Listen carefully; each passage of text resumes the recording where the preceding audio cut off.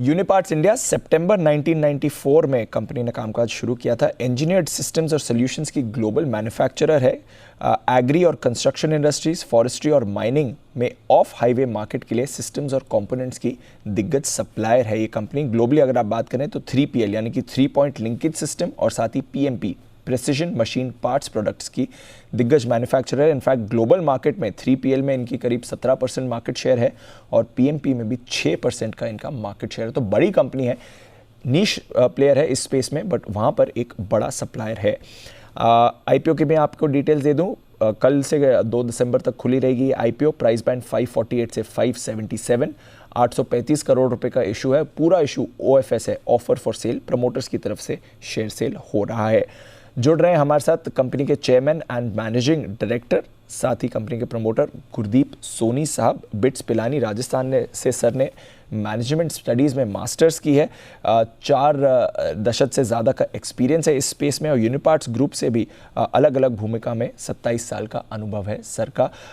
सोनी साहब, बहुत बहुत शुक्रिया आज जी बिज़नेस के साथ बातचीत करने के लिए। आपकी IPO पर आपसे बात करनी है। ज़रा एक बार यूनिपार्ट्स इंडिया का बिजनेस समझाएं सर। आपका बिजनेस मॉडल क्या है, एग्जैक्टली क्या करती है कंपनी? बहुत बहुत मेहरबानी आपकी, आपने मुझे मौका दिया अपने दर्शकों से बात करने के लिए। हाँ, यूनिपार्ट्स इंडिया जैसे आपने बताया ये ऑफ हाईवे है, ऑन हाईवे नहीं है। दैट मीन्स ये ऑटोमोटिव नहीं है, नॉन ऑटोमोटिव में है। कंस्ट्रक्शन मशीनरी और एग्रीकल्चरल मशीनरी के कंपोनेंट्स बनाती है। हमारा जो यूनिपार्ट्स का जो सेल्स है वो 83% एक्सपोर्ट है और सिर्फ 14% के करीब ही इंडिया के अंदर है। हमारी 6 मैन्युफैक्चरिंग लोकेशंस हैं, एक USA में है और 5 इंडिया में है। इसके अलावा हमारे पास 3 वेयर हाउस हैं, 2 वेयर हाउस USA में है और एक जर्मनी यूरोप में है। और जो हमारा जो 3 पॉइंट लिंकेज जैसे आपने बताया, तकरीबन 17% हमारा ग्लोबल शेयर है और जो top 3 companies in the world हैं उसमें हमारा नाम आता है as a supplier of 3 point linkage parts. इसके अलावा मैं आपको ये बता दूं कि 3 पॉइंट लिंकेज के अंदर जो दुनिया की 10 सबसे बड़ी कंपनियां हैं जो एग्रीकल्चरल मशीनरी बनाती हैं, वो सब 10 की 10 यूनिपार्ट्स इंडिया के कस्टमर हैं। तो हमारी रीच काफ़ी अच्छी है और USA, यूरोप, जापान, इंडिया हर जगह हमारा जो है वो सेल्स होती हैं। हमारा OEM जो है वो तकरीबन 83% है और बैलेंस हमारा आफ्टर मार्केट का सेल है। इसी प्रकार से जो कंस्ट्रक्शन मशीनरी है उसमें हम जो दुनिया की टॉप 10 कंपनीज हैं आउटसाइड ऑफ चाइना, क्योंकि हम चाइना से कोई काम नहीं करते हैं, ना हमारा कोई प्लान है चाइना से काम करने का, लेकिन जो outside of China top 10 companies हैं उसमें से 5 हमारे कस्टमर्स हैं। और जब मैं ये कहता हूँ ये कस्टमर्स हैं तो इवन इन एग्रीकल्चरल मशीनरी और कंस्ट्रक्शन मशीनरी दोनों में जो टॉप वर्ल्ड की कंपनीज हैं वो सारी हमारी कस्टमर हैं।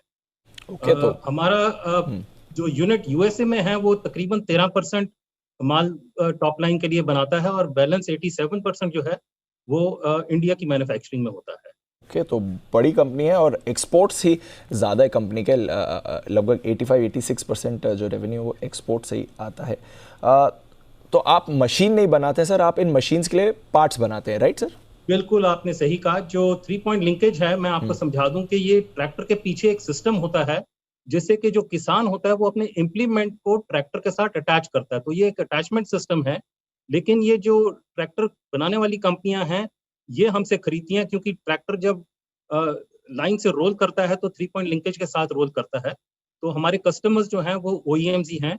इसी प्रकार से जो कंस्ट्रक्शन मशीनरी में है, एक्चुअली जिस एरिया में हम काम करते हैं स्पेसिफिकली उसको आर्टिकुलेशन जॉइंट्स बोलते हैं। तो जैसे कि हर कंस्ट्रक्शन मशीनरी का जैसे front loader, back loader, excavator जो मशीनें हैं उनका जो आर्म होता है, तो जहाँ पे वो आर्म की मूवमेंट होती है वहाँ पे एक स्पेशल आर्टिकुलेशन जॉइंट्स लगते हैं।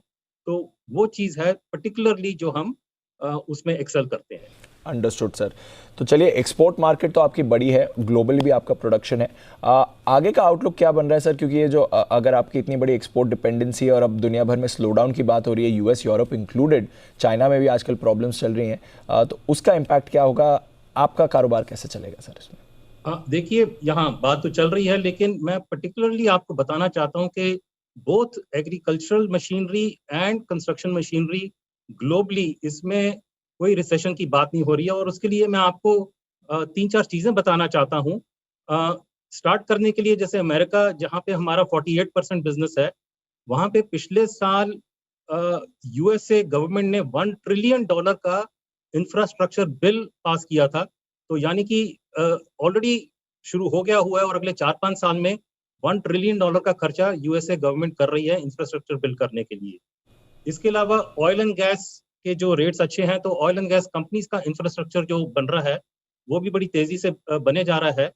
और सो ये सारी चीजें जो हैं यूएसए के अंदर, इनफैक्ट जो सबसे बड़ा हमारा कस्टमर है और दुनिया का जो सबसे बड़ी कंपनी है, उनका जो लेटेस्ट फोरकास्ट है वो कह रहे हैं कि ये इंडस्ट्री जो है 2026 तक ऊपर चलती रहेगी। और वो तो इनफैक्ट ये कह रहे हैं कि 13 से 15% इंक्रीज उनकी अपनी कंपनी का होने वाला है अगले साल में। दूसरी आप चीज मैं आपको बताना चाहता हूँ कि चाइना प्लस वन, ये चाइना प्लस वन बेसिकली ये है कि 4-5 साल पहले यूएसए ने 25% इंपोर्ट ड्यूटी लगाई थी चाइना के ऊपर। तो काफी कंपनीज जो अमेरिका में इंपोर्ट करती हैं, उन्होंने देखा कि चाइना अब महंगा हो गया है, तो वो कहीं और शिफ्ट करना चाहती थी। लेकिन जब तक उन्होंने कुछ प्लानिंग की, तो 2 साल कोविड हो गया, तो थोड़ा सा ये जैसे कहते हैं बैक बर्नर में चली गई ये कहानी। लेकिन उसके दौरान, उसके बावजूद क्या है कि अब चाइना प्लस वन का बहुत ही बड़ा असर हमारी जैसी कंपनी पे बहुत ही पॉजिटिव तरह से पड़ रहा है। और जो बड़ी कंपनी है जो चाइना से माल ले रही थी, उन्होंने शिफ्ट कर दिया है हमारी तरफ। और इनफैक्ट हम इसका बहुत ही बड़ा असर देख रहे हैं अपनी सेल्स के ऊपर। और तीसरा मैं बताना चाहता हूं कि जो रशिया और यूक्रेन की जो लड़ाई हुई है, उसमें 20 मिलियन टन ग्रेन जो है वो यूक्रेन से रुक गया, जो एक्सपोर्ट के लिए जाता था। जी रशिया से भी तकरीबन 20 मिलियन टन रुक गया बिकॉज ऑफ एम्बार्गो। तो 40 मिलियन टन मार्केट से चला गया। थोड़ा यूक्रेन का अब शुरू हो गया है, लेकिन उसके दौरान क्या हुआ कि जो वीट और फूड कमोडिटीज हैं, उनकी प्राइसेस काफी ऊपर चली गई।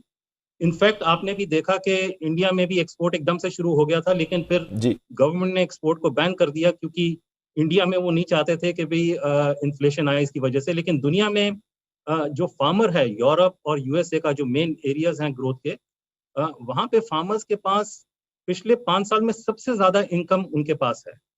एक तो फार्मर के पास इनकम ज्यादा है, दूसरा कोविड के दौरान 2 साल में वो जो नॉर्मल मशीनरी रिप्लेसमेंट हर साल चलता था, वो तकरीबन 1 साल पीछे हो गया है। तो इसलिए पेंट अप डिमांड काफी मशीनरी में आ गई है। इनफैक्ट जो बड़ी कंपनियां हैं यूएसए की और यूरोप की, वो तो ये बता रही हैं कि डीलर्स के पास जो है वो स्टॉक भी बिल्कुल नहीं है, और कई मशीनों के ऊपर 3 से 6 महीने की वेट चल रही है।